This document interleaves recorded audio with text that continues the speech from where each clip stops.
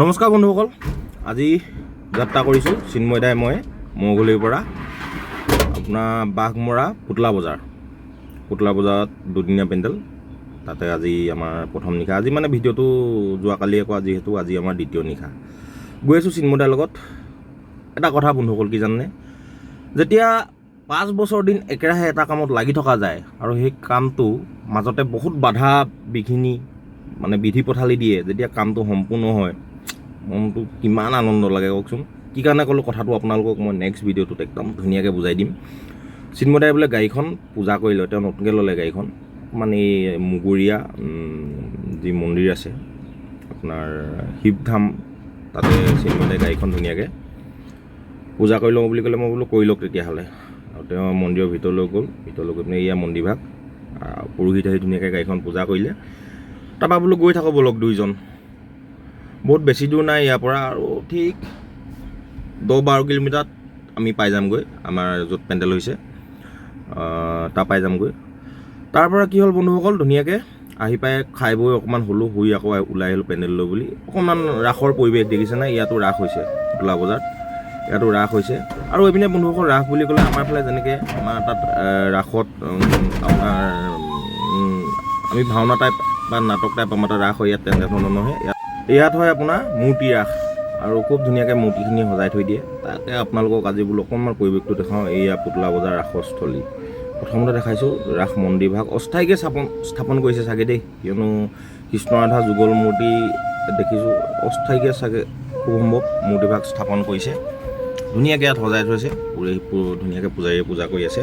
তাৰ পৰা অকণমান সোমাই গ'লোঁ ভিতৰলৈ, সোমাই গৈ বোলো চাওঁ ভিতৰতনো কি আছে। আৰু বন্ধুসকল ৰাস ভাওনা এনেকুৱা দেৱালী এই উৎসৱবিলাকত যেতিয়া আমি থিয়েটাৰ পৰিৱেশন কৰিবলৈ আহোঁ, সঁচাকৈ মনটো কিবা অলপ বেলেগ লাগি থাকে। কিয়নো বেলেগ দিনৰ তুলনাত এই দিনকেইটাত যথেষ্ট মানে দৰ্শকৰ সমাগম হয়, যথেষ্ট দৰ্শকৰ ভিৰ হয়, দৰ্শকৰ সহায় পৰা এই আমাৰ থিয়েটাৰ দাদাকেইজন ধুনীয়াকৈ মই বোলো ভিডিঅ' এটা কৰি দিওঁ, গোটেইকেইটা যি হাঁহি মাৰিছে। তাৰ পৰা সোমাই গ'লোঁ আমাৰ থিয়েটাৰ মঞ্চৰ, আমাৰ য'ত থিয়েটাৰ পেণ্ডেলৰ কাষতে মানে আপোনাৰ এখন থিয়েটাৰ মেইন গেট। গৈ পাই দেখিব আপোনালোকে খুব ধুনীয়াকৈ মূৰ্তিখিনি সজাই থৈ দিছে। এয়া দেখিছে নহয় আপোনালোকে।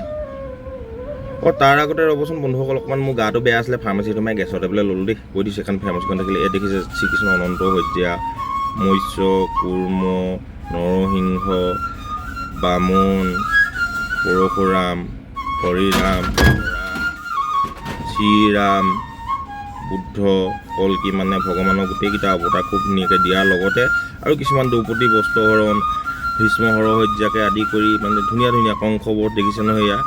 এয়া দেখিবলৈ গ'লে আপোনালোকে কি হৰিচন্দ্ৰ উপাখ্যানৰ এটা দৃশ্য, মানে খুব ধুনীয়াকৈ তেখেতসকলে সজাই থৈ দিছে, মানে চাবৰ গতিকে আৰু ভাল হৈছে দিয়কচোন।